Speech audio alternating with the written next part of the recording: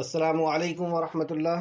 الحمد للہ ان الحمد للہ نحمده ونستعینه ونستغفره ونعوذ باللہ من شرور انفسنا ومن سیئات اعمالنا من يهده الله فلا مضل له ومن يضلل الله فلا هادي له واشهد ان لا اله الا الله واشهد ان محمدا عبده ورسوله اما بعد رب اشرح لي صدری ويسر لي امری واحلل عقدۃ من لسانی یفقهوا قولی رب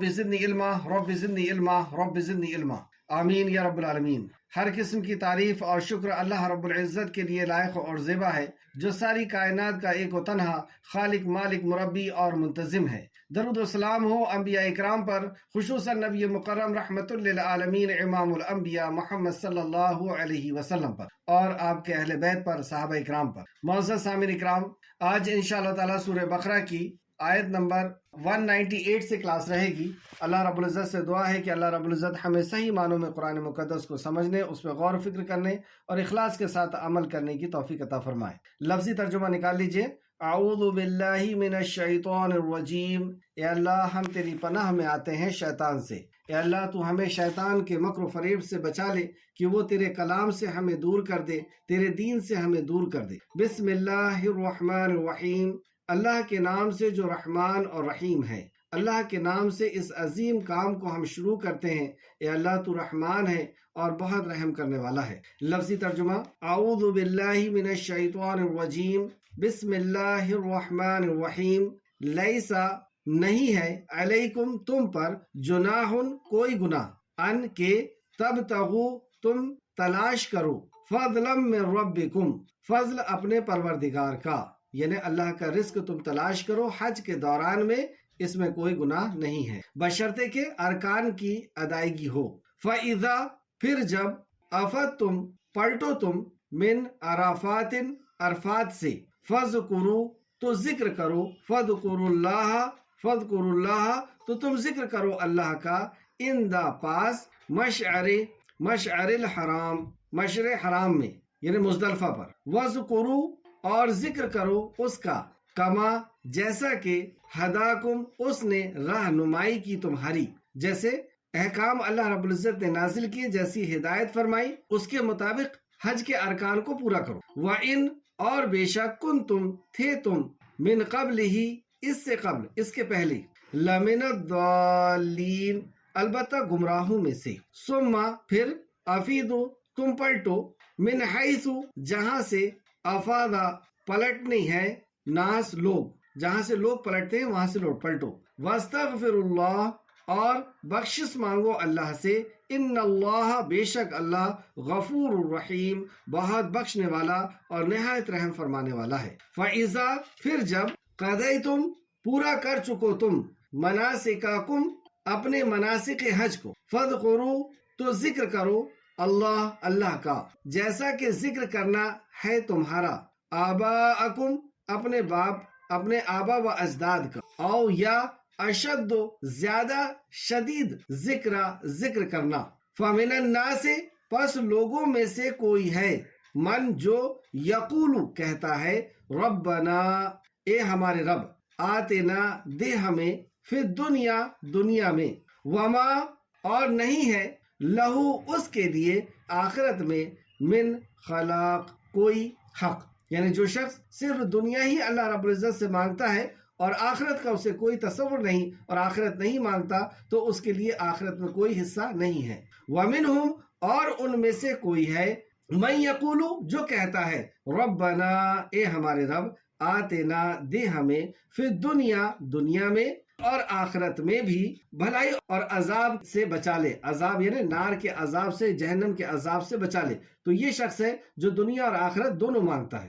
اولئک یہی لوگ ہیں، لہم جن کے لیے، نصیب ایک حصہ ہے، مما اس سے جو، کسبوا انہوں نے کمایا، واللہ اور اللہ، شریع الحساب اور اللہ جلد لینے والا ہے حساب کا۔ وَاذْكُرُوا اور یاد کرو اللہ کو، فی ایام معدودات گنتی کے دنوں میں، فمن تو جو کوئی، تعجل جلدی کرے، فی یومین دنوں میں، فلا تو نہیں، اسما کوئی گناہ، علیہ ان پر، ومن اور جو کوئی تأخرا تاخیر کرے، فلا تو نہیں، اسما کوئی گناہ، علیہ اس پر، لمن اتقا اس کے لیے جو تقوی اختیار کرے، واتقوا اللہ اور ڈرو اللہ سے، وَاعْلَمُوا اور جان لو، انکم بے شک تم، الیہ طرف اس کے، تحشرون تم اکٹھا کیے جاؤ۔ آئیے تفسیر کی طرف۔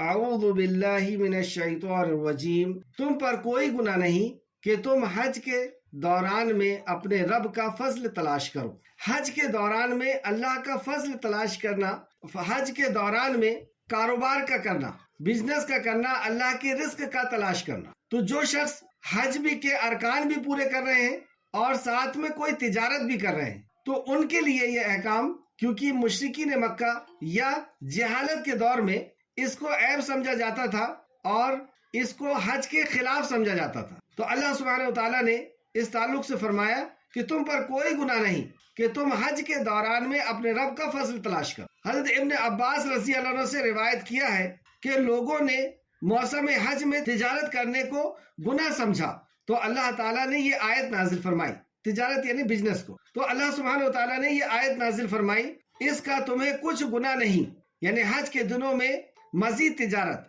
اپنے پروردگار سے روزی طلب کرو، اپنے پروردگار سے روزی طلب کرو۔ بخاری شریف حدیث نمبر 4519۔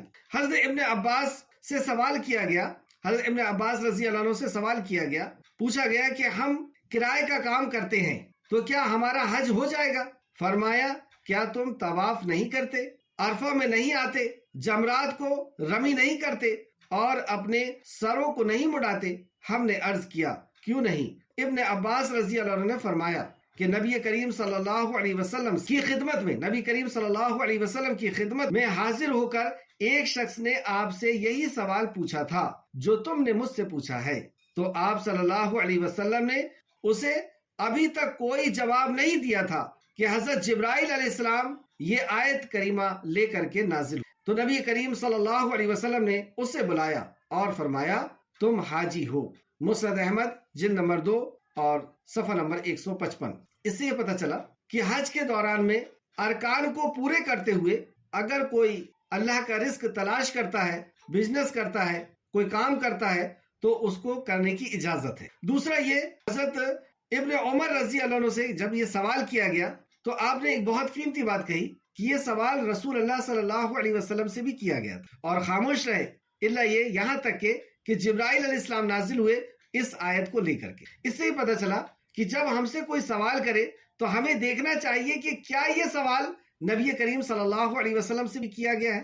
اگر کیا گیا ہے تو اس سے اچھا جواب اور کچھ نہیں ہو سکتا۔ کوئی سوال کرے تو ہمیں یہ دیکھنا چاہیے کہ کیا اس کا جواب قرآن میں ہے، کیا اس کا جواب رسول کریم صلی اللہ علیہ وسلم کے بیان میں ہے، کیا صحابہ کرام کے اقوال میں ہے، اور یہی دین ہے۔ آگے آئیں، پھر جب تم عرفات سے لوٹو تو مشعر حرام کے پاس اللہ کو یاد کرو۔ جب تم عرفات سے واپس لوٹو، یہ واپسی 9 تاریخ کو ہے، تو رات مشعر حرام کے پاس یعنی مزدلفہ میں گزارو۔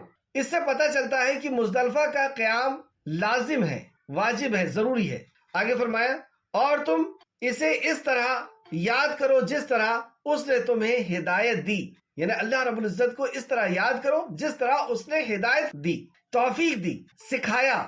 یہ دونوں چیز آیت کے اندر ہے۔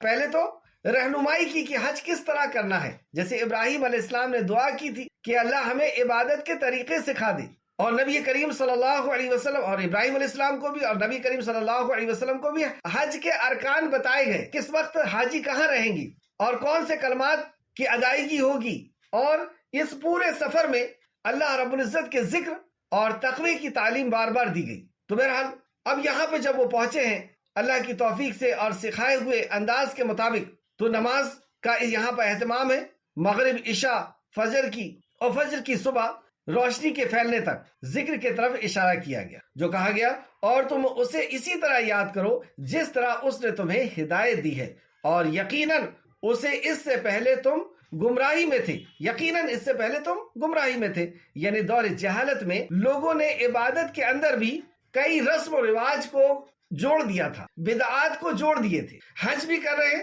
اور حج کے اندر کئی نئی چیزیں انہوں نے ایجاد کر دی، کئی نئی چیز، یہاں تک بدتمیزی کہ خانہ کعبہ کا طواف برہنہ کرتے تھے بغیر کپڑے کے، اور اس کے تعلق سے ان کی منطق، ان کا ذہن کے اندر سے جو بات آتی تھی وہ یہ تھی، دیکھیے عقل کی کوئی دخل نہیں ہے اسلام کے اندر، اور ان کے عقل میں یہ بات آتی تھی کہ اس کپڑے کو پہن کر کے ہم نے گناہ کیے ہیں، تو یہ گناہ کیا ہوا کپڑا سے ہم جو ہے اللہ کے گھر کا طواف نہیں کر سکتے، اس لیے اس کپڑے کو اتار دیتے تھے اور برہنہ کرتے، تو یہ جو اسکن ہے اس کو بھی اتار دیتے، جس ہاتھ سے کیے تھے، جس منہ سے کیے تھے، جس آنکھ سے کیے تھے اس کو بھی نکال دیتے۔ یہ بیوقوفی اور جہالت ہے۔ جو اللہ کے نبی نے فرمایا ہے، جو اللہ رب العزت نے فرمایا ہے، بس وہی دین ہے۔ اس طرح اور بھی کئی چیزیں انہوں نے رسم و رواج دین کے اندر داخل کر لیے۔ ان کی نماز تالی بجانا اور سیٹی بجانا تھی۔ آج ابھی بھی ہم دیکھیں کہ لوگوں نے عبادت کے اندر یا اللہ رب العزت کے احکامات کے اندر کس طرح شرک اور بدعت کو اختیار کر لیا، اس کے اندر بدعت ایڈ کر دی۔ جیسے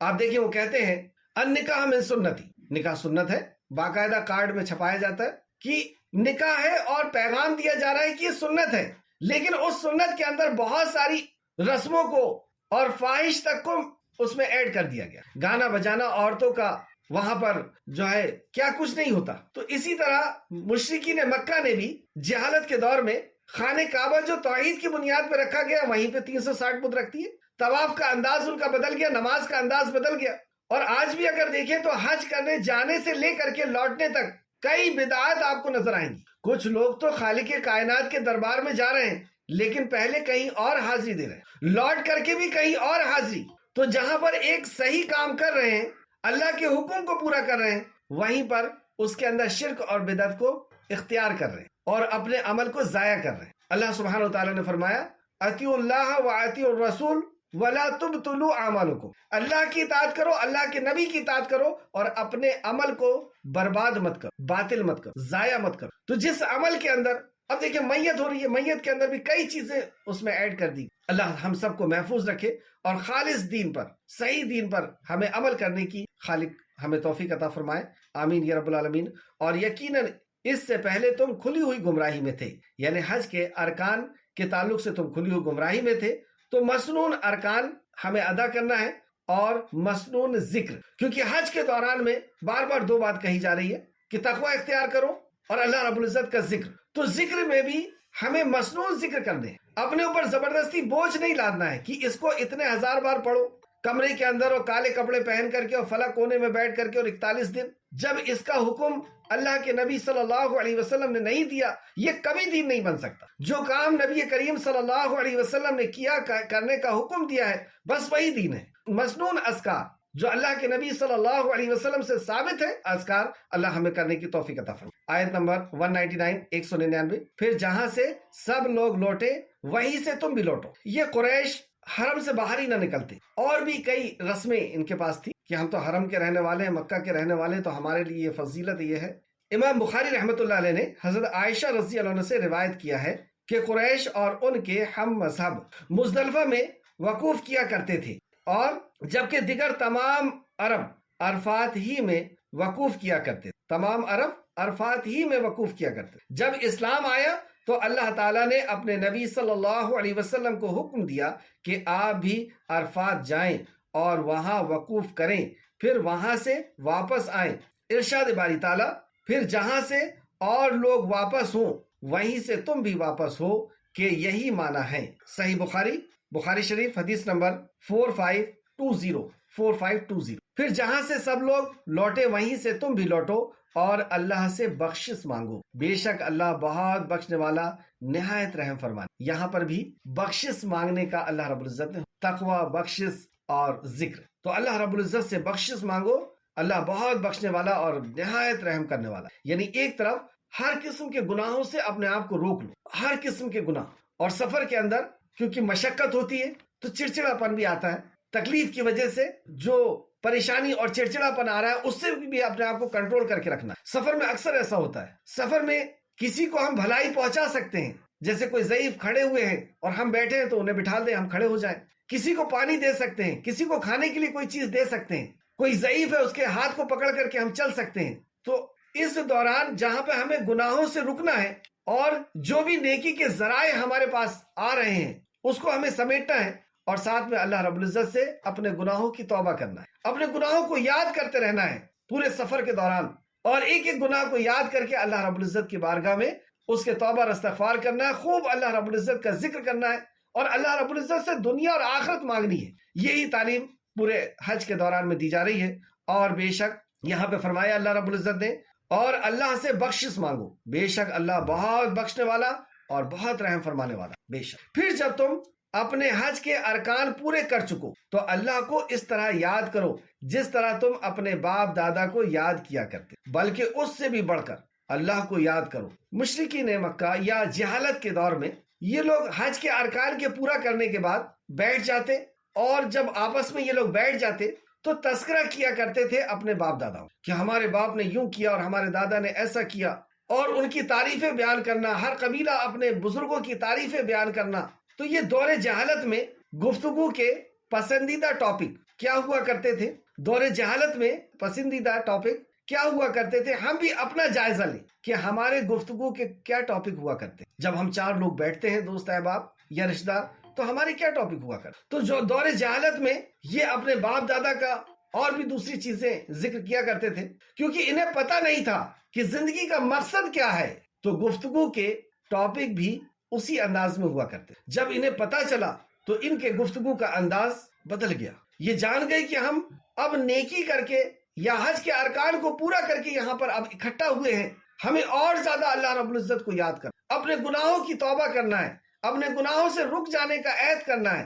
توبہ کا یہی مطلب ہے نا کہ جو گناہ کیے ہیں اس پہ شرمندگی ہو، دوبارہ نہ کرنے کا عزم ہو، اور ارادہ ہو جائے کہ اب ہمیں اللہ کے کلام اور نبی کے فرمان کے اوپر چلنا ہے۔ دیکھیں، انسان کی شخصیت کا جائزہ لینا ہو تو ہم انسان کی شخصیت، کوئی شخص ہمارے سامنے آ کر کے بیٹھا ہے، ہمیں اس کی شخصیت کو جاننا ہے، تو جیسے ہی وہ گفتار کرتا ہے اس کے گفتگو سے واضح ہو جاتا ہے کہ اس کی زندگی کا مقصد کیا ہے، اس کی سوچ کیا ہے، اس کی فکر کیا ہے، یہ کیسا انسان ہے۔ جیسی زبان کھلتی ہے اس کو پتہ چل جاتا ہے۔ ہم اپنے آپ کو دیکھیں، جب ہم آپس میں بیٹھتے ہیں، مرد حضرات بیٹھتے ہیں، تو اکثر و بیشتر میرے پاس اتنی زمین ہے، اتنا کاروبار ہے، میرا بیٹا فلاں جگہ پڑھتا ہے، اور اب وہ یہ بن گیا اور یہ بننے والا ہے۔ دنیا ہی کے ارد گرد ہماری گفتگو گھومتے رہتی، پتہ یوں چلا کہ دنیا میں ہی ہمیں رہنا ہے، اس کے آگے کی کوئی سوچ ہی نہیں ہے۔ خواتین آپس میں بیٹھے تو زیورات کے بارے میں، اس سال یہ زیور لیے، اس سال یہ کپڑے لیے، اور اس سے کچھ اوپر اٹھے تو پھر اپنے باپ دادا کی شروع ہو گئی کہ ہمارے دادا کی تو اتنی زمین تھی اور اتنی جائیداد تھی،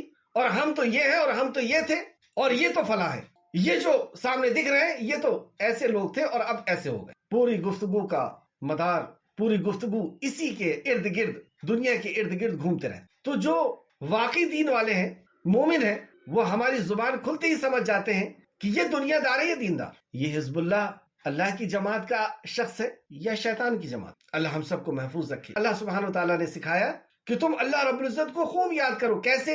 اب ہنٹ بھی دیا اللہ رب، تم جیسے اپنے باپ دادا کو، جبکہ اس سے بھی زیادہ تم یاد کرو، جیسے باپ دادا کو یاد کرتے تھے اس سے بھی زیادہ اللہ سبحانہ وتعالیٰ کو۔ پھر سے دیکھیں، پھر جب تم اپنے حج کے ارکان پورے کر چکو تو اللہ کو اس طرح یاد کرو جس طرح تم اپنے باپ دادا کو یاد کیا کرتے تھے، بلکہ اس سے بھی بڑھ کر اللہ کو یاد کرو۔ چنانچہ کچھ لوگ وہ ہیں جو کہتے ہیں، اے ہمارے رب، ہمیں دنیا میں سب کچھ دے دے، ہمیں دنیا میں سب کچھ دے۔ یہ کچھ ایسے لوگ ہیں جو صرف دنیا چاہتے ہیں۔ ایسے لوگ زیادہ تر آپ کو وہاں ملیں گے جو غیر اللہ کے پاس جاتے۔ جب ان سے پوچھیں آپ کہ کیا مانگ کر کے آئے، تو کہتے ہیں اولاد مانگ۔ کیا مانگ کے آئے؟ نوکری مانگ کے۔ کیا مانگ کر کے آئے؟ فلاں آصف کے اثر سے نجات مانگ کر۔ ان میں کبھی شاید ہی آپ کو کوئی ایسا ملے جو یہ کہے کہ جہنم سے رہائی مانگ کر کے آئے، حشر کے میدان کی رسوائی سے کی حفاظت مانگ کر کے آئے، قبر کے عذاب سے بچنا مانگ کر کے آئے، کیونکہ وہ جانتے ہیں کہ جہاں مانگا جا رہا وہاں یہ ملتا بھی نہیں، اور وہ یہ بھی جانتے، لیکن اللہ اکبر۔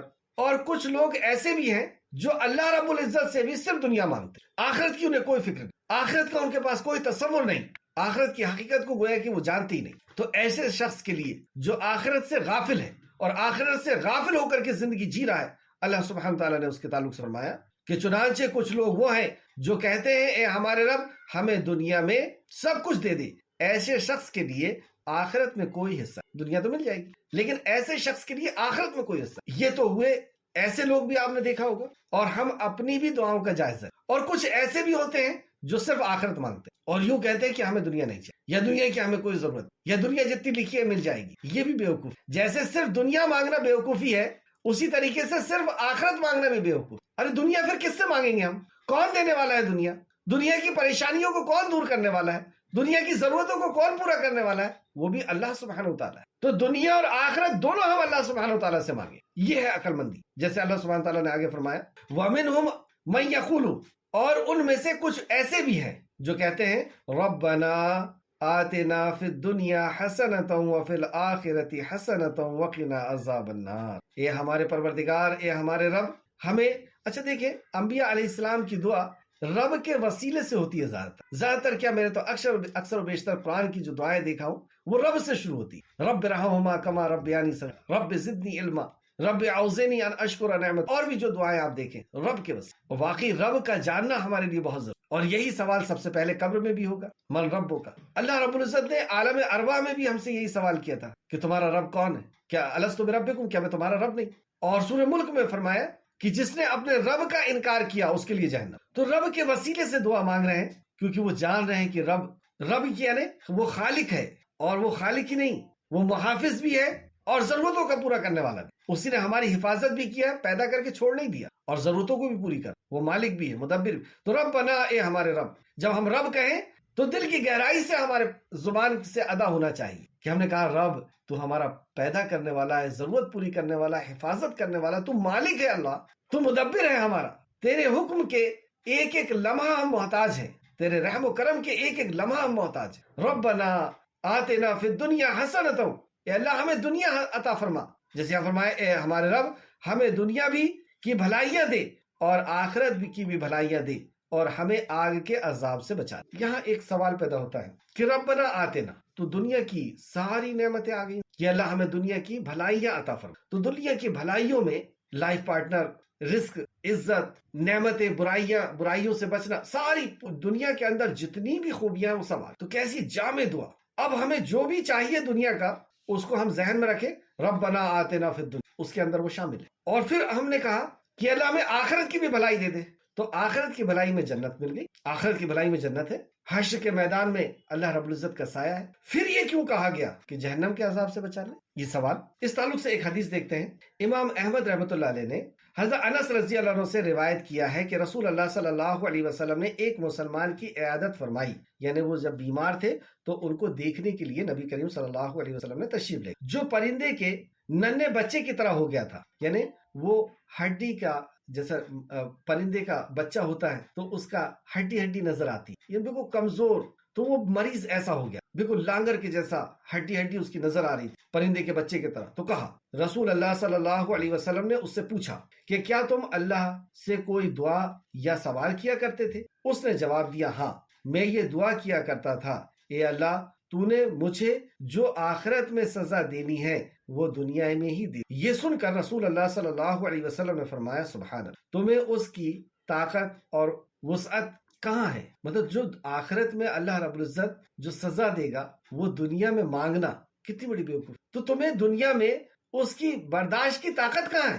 آپ نے انہیں یہ کہا تو انہوں نے یہ دعا کی، تم نے یہ دعا کیوں نہ کی؟ پھر نبی کریم صلی اللہ علیہ وسلم نے فرمایا، اور ان الفاظ کو غور کریں، پھر نبی کریم صلی اللہ علیہ وسلم نے فرمایا تم نے یہ دعا کیوں نہ کی؟ اللہم آتنا فی الدنیا حسنۃ وفی الآخرۃ حسنۃ وقنا عذاب النار، اے اللہ ہمیں دنیا میں بھلائی عطا فرما اور آخرت میں بھی بھلائی عطا فرما، اور ہمیں آگ کے عذاب سے محفوظ کر۔ اس نے یہ دعا کی تو اللہ تعالیٰ نے اسے شفا عطا فرمائی۔ اس سے یہ پتہ چلا کہ یہ بیماریوں کی شفا کی، اور دنیا کی بھلائی کے اندر اتنی جامع دعا ہے، دنیا کی بھلائی کے اندر ساری بھلائی آ گئی، بیماری سے بچنا بھی آ گیا، اور جو کچھ بھی ہمیں ضرورت۔ پہلے اس کا دلیل لکھ لیں، مسلم شریف حدیث نمبر 2688 مسلم شریف، اور مسند احمد نے بھی اس کو روایت کیا، یہ مسند احمد کے روایت سے تھا، جلد نمبر 3 اور صفحہ نمبر 107۔ صحابہ کا یہ طرز عمل تھا کہ جوتے کا تسمہ بھی ٹوٹ جاتا تو وہ بھی اللہ سبحانہ وتعالیٰ سے، اور واقعی مومن گھر کے اندر جب کسی چیز کی کمی محسوس کرتا ہے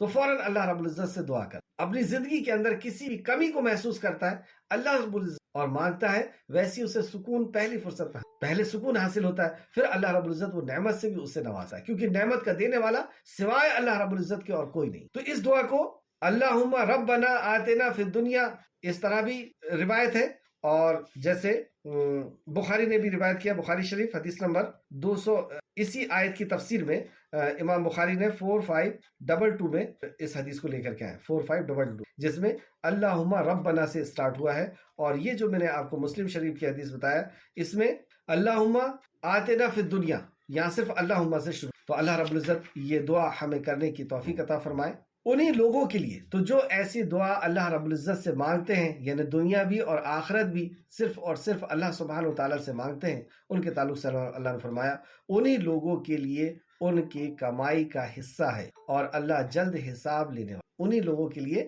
ان کی کمائی کا حصہ ہے اور اللہ ان سے جلد حساب لینے۔ یہاں پھر ہمیں خبردار کر دیا کہ تم نے جو کمایا ہے وہ تمہیں ملے اور اللہ حساب لینے والا۔ خبردار ہو جاؤ، یہ زندگی جو گزر رہی ہے اس کو گزارنا نہیں ہے، اس سے اللہ رب العزت کی اطاعت و فرما برداری میں لگانا۔ آخر میں آیت نمبر 103، اور گنتی کے چند دنوں میں تم اللہ کو یاد کرو، گنتی کے چند دنوں میں تم اللہ کو یاد کرو، پھر جس نے ان دنوں یعنی مناسک حج یا حج کے دنوں میں جلدی کی، منا سے مکہ کے طرف واپسی میں جلدی کی، تو اس پر کوئی گناہ نہیں۔ پھر اللہ سبحانہ تعالیٰ فرماتا ہے، یہاں پہ بھی آپ غور کریے کہ یہ اپنے جو وہاں پہ ذکر و اذکار وہاں پہ رکتے تو ظاہر سی بات ہے ذکر و اذکار کرتے، لیکن کچھ لوگ جلدی آ گئے، کچھ لوگ لیٹ آ رہے ہیں۔ اس تعلق سے اللہ سبحانہ وتعالیٰ کیا فرماتا ہے، پھر جس نے دنوں میں یعنی منا سے مکہ کے طرف واپسی میں جلدی کی تو اس پر کوئی گناہ نہیں، اور جس نے ایک دن تاخیر کی تو اس پر بھی کوئی گناہ، بشرطے کہ اصل کیا ہے، لمن اتقى، وہ تقوی اختیار کرے۔ یعنی آپ کا بہت زیادہ عمل یا کم عمل یہ معنی نہیں رکھتا، معنی رکھتا ہے کہ اس عمل کے اندر تقوی کتنا، اللہ سبحانہ و تعالیٰ کا ڈر کتنا، اللہ کی رضا کی تڑپ کتنی تھی۔ یعنی کوانٹیٹی معنی نہیں رکھتی ہے، کوالٹی معنی رکھتی ہے کہ جو ہم عمل کر رہے ہیں اس میں ایمان، اخلاص، نبی کا طریقہ ہے یا نہیں۔ تو اللہ سبحانہ و تعالیٰ نے فرمایا وہ تقوی اختیار کرو اور تم اللہ سے ڈرو اور جان لو کہ بے شک تمہیں اسی کے حضور اکٹھا کیا جائے۔ آخر میں پھر یہ بتا دیا گیا کہ تم یہ جان لو کہ تمہیں اسی کی طرف لوٹ کر کے جانا ہے۔ عمل کے اندر تقوی اختیار کرو، اور ہر عمل سے یہی بات چاہی جا رہی ہے۔ پورے حج کے اس سفر کے اندر ہم نے دیکھا کہ ذکر کے بارے میں تلقین کی گئی تقوی کے تعلق سے، اور ذکر، استغفار، شدت سے اللہ کی یاد، دنیا اور آخرت اللہ رب العزت سے مانگنا، اپنے گناہوں کی معافی مانگنا، اور ان سارے سفر کے بیچ میں جو اصل ہے وہ ذات راہ تقوی ہے۔ تو حج سے بھی اللہ رب العزت کی مراد تقوی ہے۔ قربانی کے تعلق سے بھی اللہ نے کہا کہ تمہارا خون اور گوشت مجھ تک نہیں پہنچتا، تمہارے دلوں کا تقوی پہنچتا۔ اسی طرح روزے کے تعلق سے اللہ رب العزت نے فرمایا سیام، کہ تم پر روزے فرض کیے گئے جیسے تم سے پہلے لوگوں پر روزہ فرض کیا گیا تھا۔ کیوں؟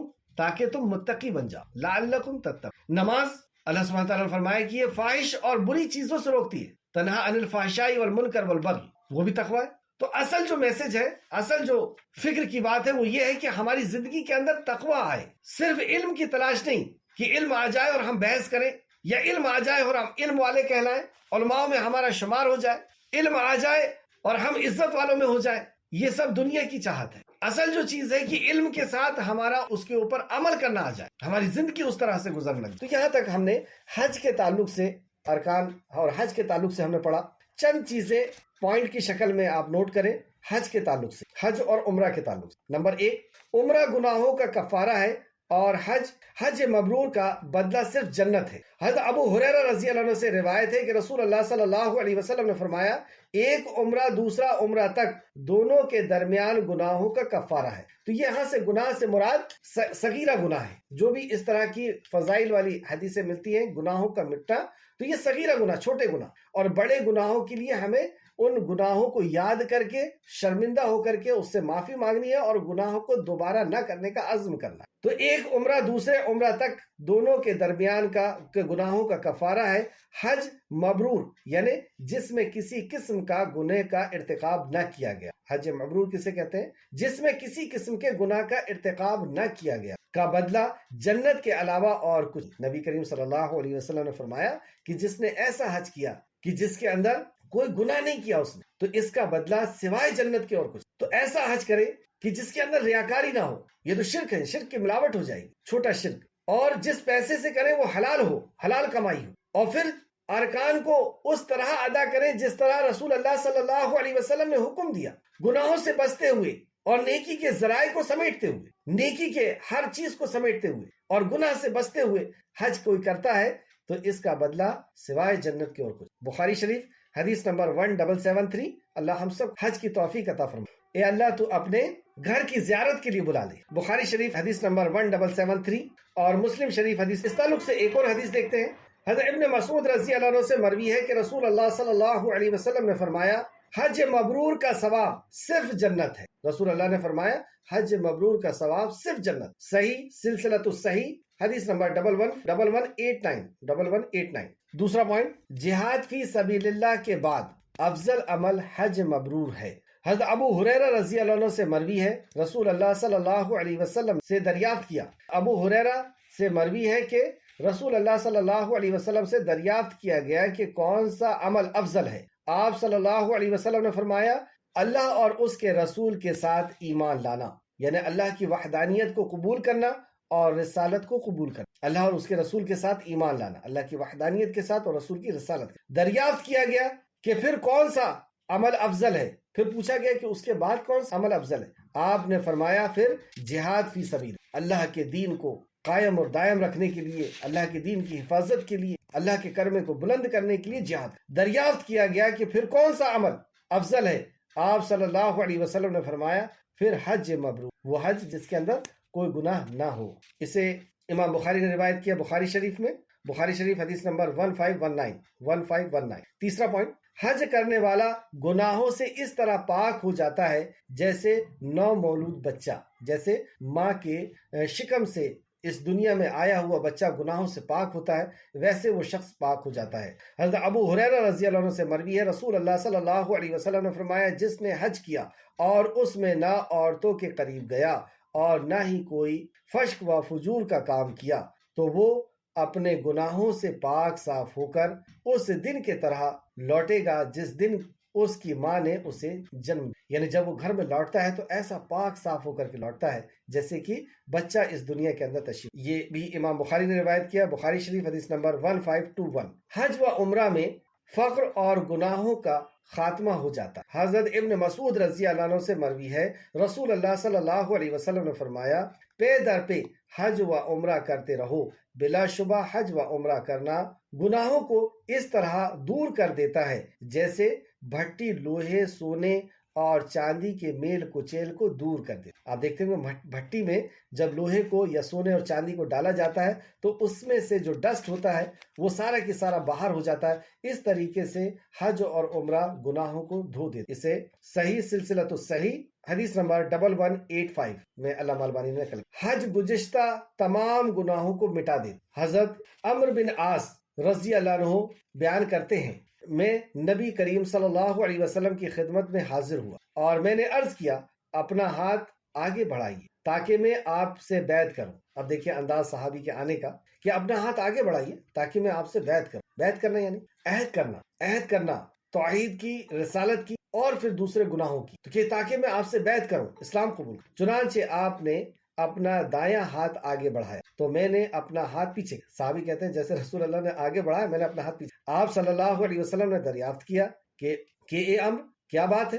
میں نے عرض کیا کہ اللہ کے رسول میں شرط لگانا چاہتا ہوں. آپ صلی اللہ علیہ وسلم نے فرمایا تمہیں کیا شرط لگانا چاہتے ہو, مطلب تم کیا چاہتے ہو. میں نے عرض کی میرے گزشتہ گناہ بخش دیے جائیں. یہ سن کر آپ صلی اللہ علیہ وسلم نے فرمایا کیا تجھے علم نہیں کہ اسلام گزشتہ تمام گناہوں کو مٹا دیتا ہے. اسلام یعنی جو شخص اسلام قبول کرتا ہے اس کے پچھلا تمام گناہ مٹ جاتا. پھر فرمایا آپ نے ہجرت گزشتہ تمام گناہوں کو مٹا دیتی. پھر جو شخص ہجرت کرتا ہے, ہجرت یعنی جس جگہ میں وہ رہ رہا ہے اس جگہ میں اسلام پر عمل کرنا, توحید پر قائم رہنا, رسالت پر قائم رہنا اس کے لیے مشکل ہے. وہ اللہ کے دین پر عمل نہیں کر پا رہا, تو اللہ کے دین پر عمل کرنے کے لیے اللہ کی رضا کے لیے وہ اپنے گھر کو چھوڑ کر کے جاتا. اور یہ بہت بڑا عمل. جب آپ اس کو پریکٹیکلی غور کریں کہ اپنے خاندان کو چھوڑنا ہے, اپنے کاروبار کو چھوڑنا ہے, اپنے رشتہ داروں اپنے دوستوں کو چھوڑنا ہے, کس کے لیے؟ صرف اللہ رب العزت کی رضا کے لیے کہ میں اس کے دین پر عمل کروں گا, اس کی شریعت کو سیکھوں گا, اس کی شریعت پر عمل کروں گا. تو جب یہ عمل وہ بندہ کرتا ہے تو بھی اللہ رب العزت نبی مکرم نے فرمایا ہجرت گزشتہ گناہوں کو مٹا دیتی. تو جب اسلام قبول کیا تھا, اب اسلام قبول کرنے کے بعد وہ گھر میں ہی رہ رہا تھا, تو ظاہر سی بات ہے کہ پورے اسلام کو اس نے فالو نہیں کر پایا. لیکن پھر تنگ آ کر کے اس کے ایمان نے اسے جھنجھوڑا اور وہ نکل گیا اللہ رب العزت. تو اس بیچ میں بھی جو گناہ ہوئے ہیں وہ گناہ بھی کبھی کفارہ ہو جائے. دیکھیے 3 وقت ایسے ہیں جس وقت شیطان سب سے زیادہ غالب ہوتا ہے. ایک یہ وقت ہے کہ جب بندہ اسلام کے اندر داخل ہوتا ہے تو بہت زیادہ غالب ہوتا ہے کہ تم یہ کیا کر رہے ہو, پورے سماج سے تم کو کاٹ دیا جائے گا, تمہارے بچوں کا نکاح کیسے, شادیاں کیسے ہوگی, تمہارے کاروبار کا کیا ہوگا, تمہارے خاندان رشتہ داروں کا کیا ہوگا, دوستوں کا کیا ہوگا. اور دوسرا پھر یہ وقت کہ جب بندہ ہجرت کرتا ہے تب پورا شیطان غالب ہونے کی کوشش کرتا ہے. اور یہ ایسے عمل ہے کہ واقعی اللہ رب العزت کی توفیق سے ہی کوئی بندہ اور کوئی مخلص بندہ ہی یہ عمل کر پاتا. اور تیسرا جب وہ اللہ رب العزت کے کلمے کو بلند کرنے کے لیے نکلتا ہے, جہاد کے لیے نکلتا, پورا غالب ہوتا. تو یہاں پہ تیسری بات نبی کریم صلی اللہ علیہ وسلم نے جو فرمائی حدیث میں اس طرح ہے, یہ سن کر آپ صلی اللہ علیہ وسلم نے فرمایا کیا تجھے علم نہیں کہ اسلام گزشتہ تمام گناہوں کو مٹا دیتا ہے,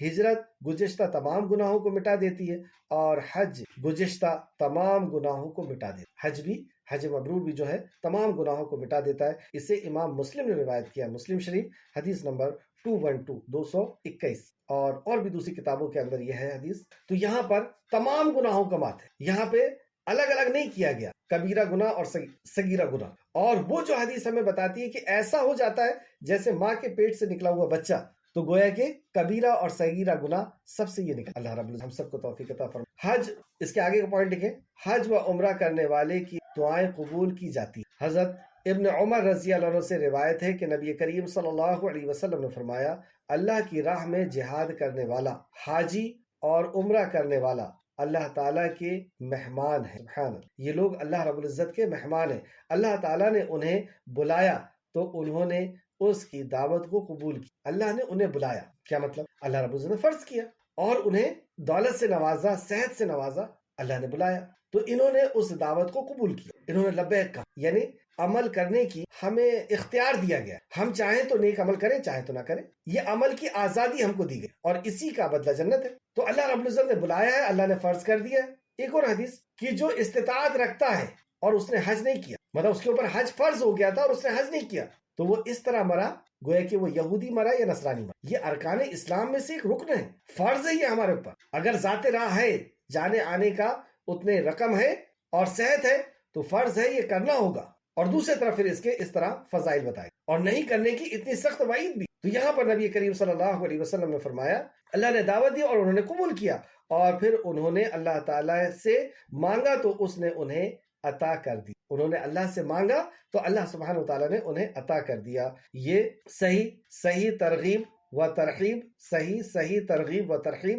حدیث نمبر 1108. اس کے بعد والا پوائنٹ لکھیں, حج و عمرہ عورتوں, کمزور, بوڑھوں اور بچوں کا جہاد ہے. اب ہمارے ساتھ زیادہ تر بہنیں ہیں تو بہنوں کے لیے اور ان کا بار بار شوق پیدا ہوتا ہے کہ ہمیں جہاد کریں, تو ان کے لیے اللہ سبحانہ وتعالیٰ نے کتنی بڑی جو ہے آسانی کی. حضرت عائشہ رضی اللہ عنہ بیان کرتی ہیں کہ میں نے عرض کیا اے اللہ کے رسول صلی اللہ علیہ وسلم, ہم بھی کیوں نہ آپ کے ساتھ جہاد اور غزوے میں جائیں, ہم بھی آپ کے ساتھ کیوں نہ جہاد میں جائیں, غزوے میں جائیں. آپ صلی اللہ علیہ وسلم نے فرمایا تمہارے لیے سب سے اچھا اور مناسب جہاد حج ہے, تمہارے لیے سب سے اچھا اور مناسب جہاد حج ہے, ایسا حج جو مقبول ہو. حضرت عائشہ رضی اللہ عنہ بیان کرتی ہیں کہ جب سے میں نے رسول اللہ صلی اللہ علیہ وسلم کا یہ ارشاد مبارک سنا, جب سے میں نے حج نہیں چھوڑا, مطلب میں نے حج کی ہمیشہ. بخاری شریف حدیث نمبر 1861, بخاری شریف حدیث نمبر 186. حضرت عائشہ رضی اللہ عنہ بیان کرتی ہیں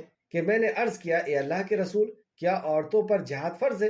آپ نے فرمایا ہاں ان پر جہاد فرض ہے, لیکن ان میں قتال نہیں ہے, اور وہ ہے حج اور عمرہ. ان کے لیے جہاد ہے, مطلب یہ ان کا جہاد ہے, یہ اس میں قتال نہیں ہے, اس میں عمرہ اور حج. اسے صحیح میں علامہ البانی نے اس کو بھی نقل کیا ہے.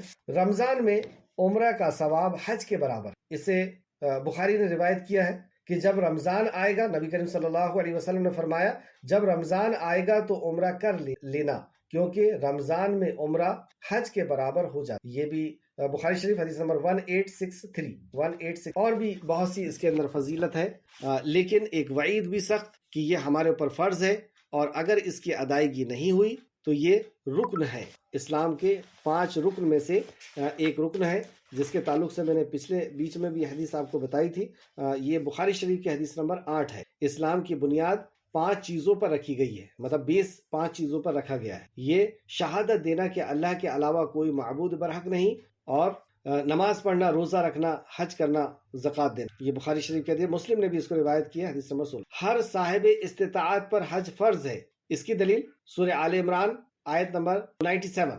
اللہ تعالیٰ نے ان لوگوں پر جو اس کے طرف راستہ یعنی زاد راہ اور سفر کے اخراجات وغیرہ کی طاقت رکھتے ہوں، اس گھر کا حج فرض کر دیا۔ حج زندگی میں صرف ایک مرتبہ ہے۔ اس تعلق سے بھی آپ دیکھ سکتے ہیں مسلم شریف حدیث نمبر 133 اور 137۔ آخر میں اللہ سبحانہ وتعالیٰ سے دعا ہے کہ اللہ رب العزت ہمیں حج مبرور کرنے کی، ایسا حج جس کے اندر کوئی گناہ نہ ہو، کوئی ریاکاری نہ ہو، حلال کمائی سے ہو، اور سارے ارکان جیسے اللہ سبحانہ وتعالیٰ نے فرمایا ہے، نبی کریم صلی اللہ علیہ وسلم نے سکھایا ہے، اس کے مطابق ہمیں عمل کرنے کی اور گناہوں سے بچ کر کے حج کرنے کی ہم سب کو اے خالق توفیق عطا۔ اے اللہ تو دعاؤں کا قبول کرنے والا ہے۔ اے اللہ تو مانگنے والے سے خوش ہوتا ہے، نہ مانگنے والے سے ناراض ہوتا ہے۔ اے اللہ ہم سب تجھ سے سوال کرتے ہیں کہ تو اپنے گھر کی زیارت کی ہمیں توفیق نصیب فرما، ہمیں بلا لے، ہمیں اجازت عطا فرما دے۔ اے اللہ ہمیں توفیق عطا فرما دے، ہمیں ذات راہ عطا فرما دے۔ اے اللہ ہمیں صحت تندرستی کے ساتھ اے اللہ تو حج کرنے کی تو توفیق عطا فرما۔ اے اللہ تو دعاؤں کا سننے والا، اے اللہ تو دعاؤں کا سننے والا ہے۔ اے اللہ تو ہی تو ہے جو عطا کرتا ہے۔ اے اللہ تو ہی تو ہے جو مانگنے والوں کو دیتا ہے۔ اے اللہ ہمیں بھی حج کی توفیق عطا فرما دے اور حج مبرور کی توفیق عطا فرما، ایسے حج کی جو گناہوں سے پاک ہو، جو ریاکاری سے پاک ہو، جو حلال کمائی کے ساتھ ہو، اور جو گناہوں سے بچتے ہوئے ہو، نیکیاں کرتے ہوئے ہو، نبی کریم صلی اللہ علیہ وسلم کے سنت کے مطابق ہو، ہم سب کو کرنے کی توفیق آمین یا رب العالمین۔ اللہم صلی علی محمد وعلی آل محمد کما صلیت علی ابراہیم وعلی آل ابراہیم انک حمید مجید۔ اللہم بارک علی محمد وعلی آل محمد کما بارکت علی ابراہیم وعلی آل ابراہیم انک ربنا ظلمنا انفسنا وإن لم تغفر لنا وترحمنا لنكونن۔ ربنا آتنا في الدنيا حسنة وفي الآخرة حسنة وقنا عذاب النار۔ ربنا آتنا في الدنيا حسنة وفي الآخرة حسنة وقنا عذاب النار۔ لا إله إلا أنت سبحانك إني كنت من الظالمين۔ لا إله إلا أنت سبحانك إني كنت رب ارحمهما كما ربياني صغير۔ رب ارحمهما كما اللهم صل على محمد وعلى آل محمد كما صليت على إبراهيم وعلى آل اللهم بارك على محمد وعلى محمد كما باركت على إبراهيم وعلى آل إنك